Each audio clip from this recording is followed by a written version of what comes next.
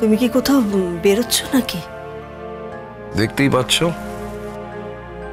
না মানে আজ তো রোববার, ছুটির দিন, তাই বলছিলাম যে আজ কোথাও। ছুটির দিন কোথাও বেরোবো না এরকম কিছু প্রতিশ্রুতি দিয়েছিলাম নাকি কখনো? না আমি সেইভাবে কথাটা বলতে চাইনি। আমি বলছি তোমাকে দেখে মনে হচ্ছে তুমি শ্রীপুরের বাইরে কোথাও যাচ্ছ। কলকাতায় যাচ্ছি। ও, জিজ্ঞেস করবে না কলকাতার কোথায় যাচ্ছি? আমি জানি, আমি সব জানি।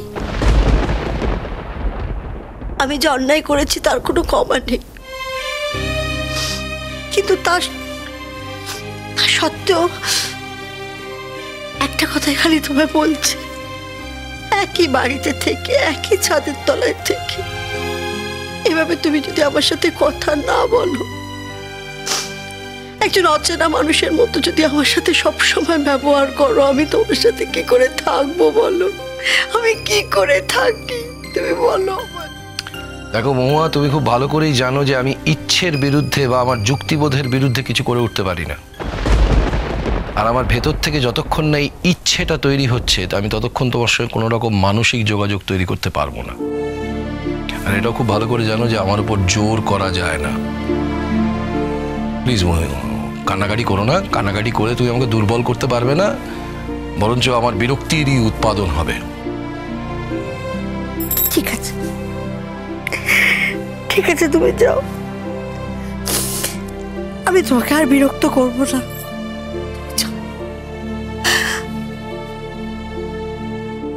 ও বলছিলাম, আমি ভেরি সরি তোমায় ডিস্টার্ব করছি।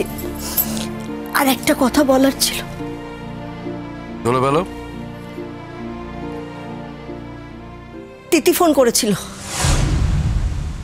ও, এই চ্যাপ্টারটা আমি আমার জীবন থেকে বাদ দিয়ে দিয়েছি। এ বিষয়ে আমার সঙ্গে কোনো কথা তুমি বলবে না, এটাই হচ্ছে আমার শর্ত। এ বিষয়ে কোনো রকম আবেদন, নিবেদন, উপরোধ সব কোনো কিছু করে লাভ নেই। আমি তিথির হয়ে তোমাকে কোনো অনুরোধ করছি না, বিলিভ মি। আমি শুধু তোমাকে এইটুকু জানাতে চাই যে আমি তিথিকে কোনোভাবে এন্টারটেইন করিনি। এই কথাটা বলে তুমি আমার কাছে নতুন কোনো ইমপ্রেশন তৈরি করতে পারছো না। ওকে, ম্যাটার এন্ডস। এ বিষয়ে আর কোনো কথা হবে না, কোনো কথা না। বলছি, রাতে তুমি বাড়ি ফিরবে তো? হ্যাঁ, ফিরবো। বাড়িতে ফিরে খাবে তো? বাড়িতে তুমি আমার জন্য ওয়েট করো না, ওই টেবিলে খাবার টাকা দিয়ে রেখো।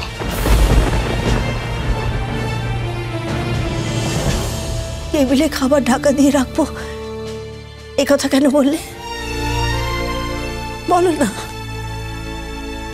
কেন বললে এ কথা?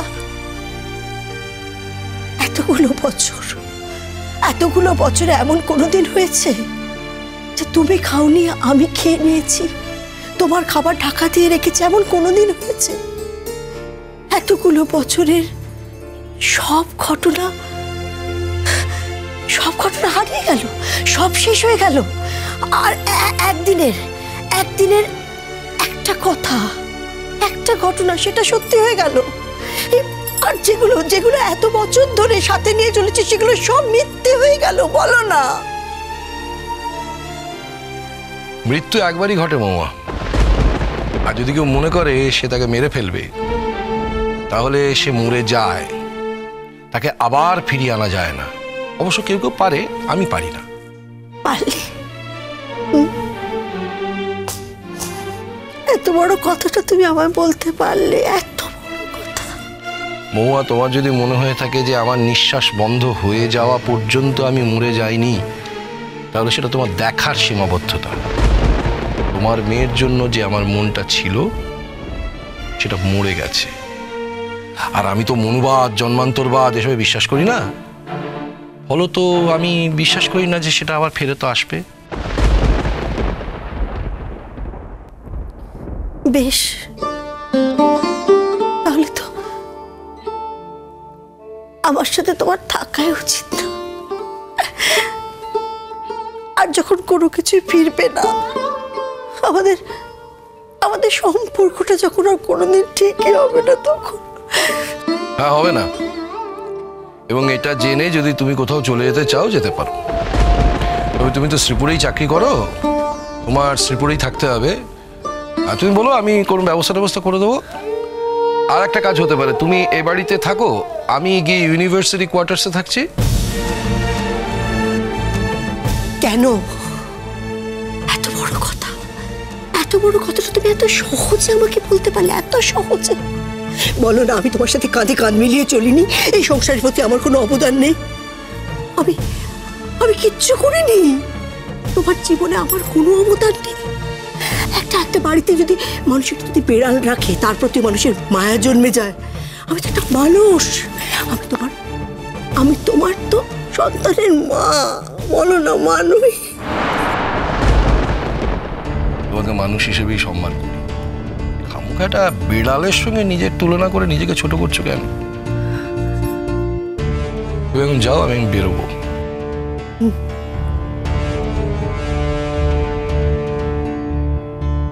আমি কলকাতায় যাচ্ছি মেঘলার গান শুনতে।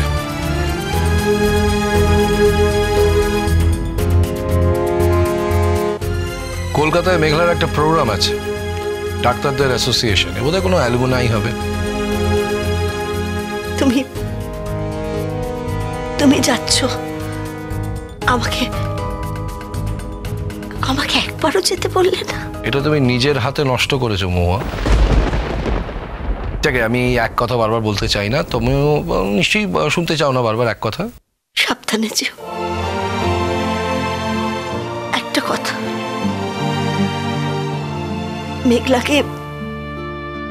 মেঘলাকে বলো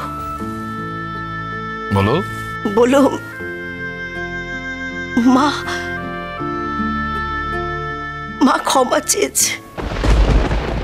মেঘলাকে বলো যা, আমি বলেছি আমি হয়তো খুব খারাপ, আমি খুব খারাপ মা, কিন্তু আমি মেঘলাকেও ভালোবাসি। মহুয়া, এক আকাশে যেমন চন্দ্র সূর্য একসঙ্গে থাকতে পারে না, তেমনি থাকলেও তারা একসঙ্গে উঠতে পারে না। তেমনি তোমার জীবনে তিথি আছে, আমার জীবনেও আছে, কিন্তু তারা একসঙ্গে দুজনে থাকতে পারে না।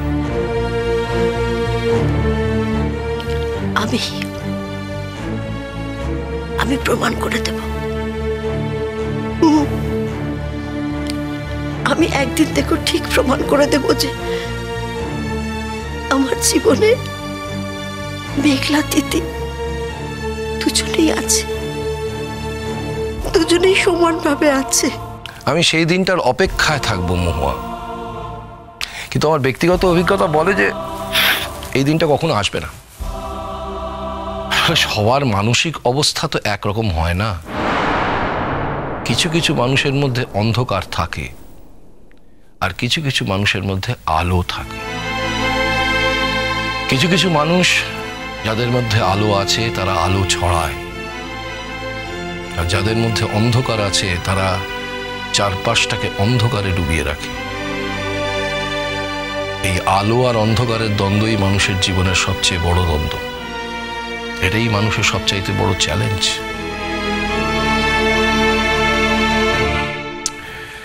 কেউ কেউ ভেতরের অন্ধকারটাকে টুটি চিপে ধরে রাখতে পারে, আলোর জোয়ারে চারপাশটা ভাসিয়ে দিতে পারে। আবার কেউ কেউ পরাস্ত হয় আঁধারের কাছে। আমরা তো সবাই সব জায়গায় আলো ছড়াতে পারি না, সেটাই আমাদের দুর্বলতা। আমি চলি, আমার দেরি হয়ে যাচ্ছে। পারলে দরজাটা বন্ধ করে দিও।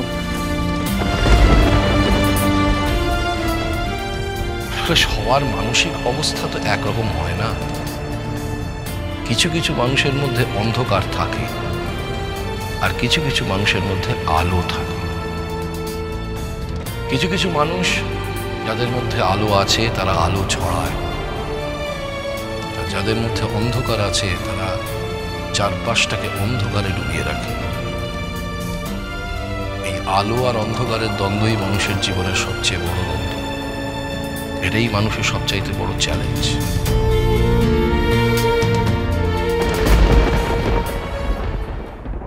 এই শোনো শুভ, শোন তাড়াতাড়ি শোন।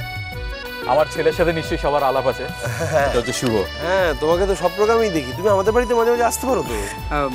বাবা, তুমি বলছিলে কে যেন ভালো গান গায়? এই তো মেঘলা।